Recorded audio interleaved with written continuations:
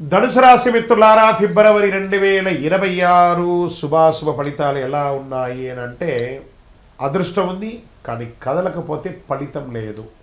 ఎందుకంటే అర్ధాష్టమ శని ఉంది. ఫస్ట్ గురు 7లో, శని 4లో, రాహు 3లో, కేతు 9లో. గురు ధనుసు రాశి అధిపతిగా విస్తరణ జ్ఞానంతో ఉన్నారు. అంటే దారి ఉంది, అవకాశం ఉంది, కానీ మొదటి అడుగు ఎలా వేయాలో తెలియదు.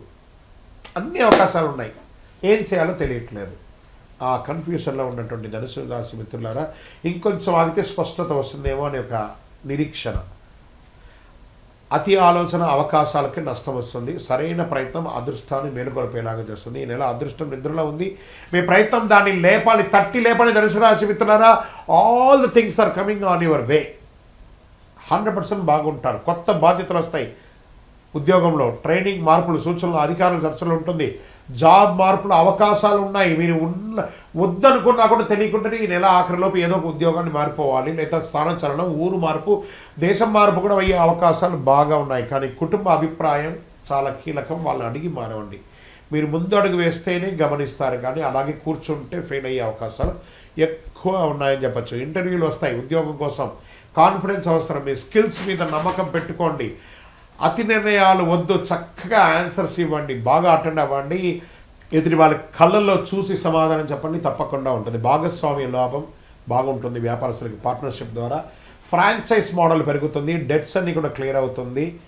మీకు రావాల్సినటువంటి ఆ లోన్స్ కానీ, బ్యాంక్ పేపర్ కానీ ఎక్కడ స్టక్ అయిందో దాన్ని చూసి నెక్స్ట్ లెవెల్కి వెళ్ళండి. ఈ నెల దిశ ముఖ్యం, ఎలా వెళ్ళాలనేది, వేగం కాదు. బాగా గుర్తుపెట్టుకోండి.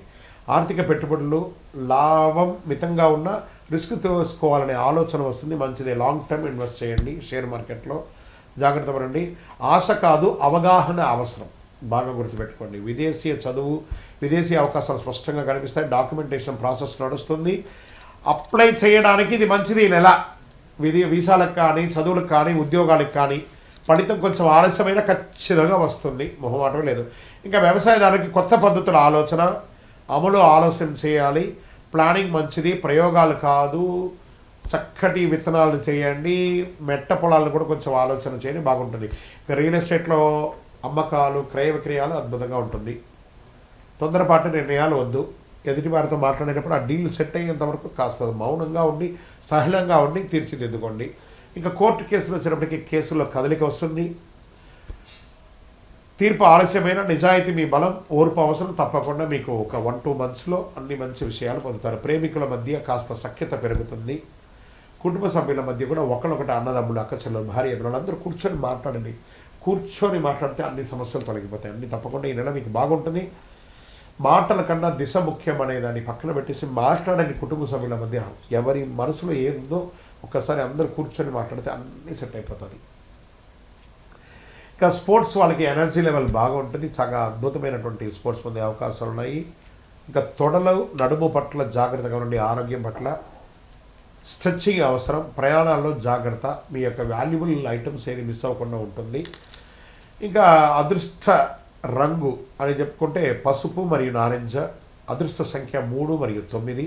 అదృష్ట దిక్కు తూర్పు అని కూడా చెప్పచ్చు. అదృష్టం రోజు గురువారం. అదృష్ట సమయం ఉదయం 8 గంటల నుండి 10 గంటల వరకు. ఈ ముఖ్యమైనటువంటి నిర్ణయాలు ఈ సమయంలో చేసుకుంటే చాలా మంచిదని కూడా చెప్పచ్చు. గురువారం పసుపు డ్రెస్ వేసుకోవడానికి ప్రయత్నం చేయండి. గురువుల యొక్క ఆశీర్వాదం తీసుకోండి. నిజాయితీగా మాట్లాడడానికి ప్రయత్నం చేయండి. గురు భగవానుని, దక్షిణామూర్తిని కానీ, సాయిబాబాని కానీ ఏదో ఒక దేవుడిని ప్రార్థన చేయండి. దత్తాత్రేయుని మొక్కండి.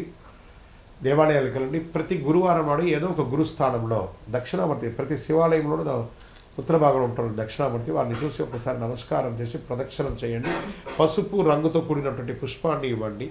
పసుపు రంగుతో కూడినటువంటి నైవేద్యాన్ని కూడా పెట్టండి.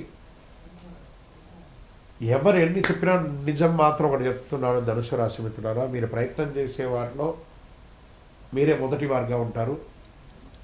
మార్పు తెచ్చే నెల కూడా ఉంటుంది ఈ నెల. ఏడాది మొత్తం అదే రకంగా ఉండడానికి ఈ నెల తీసుకుంటారు మీరు.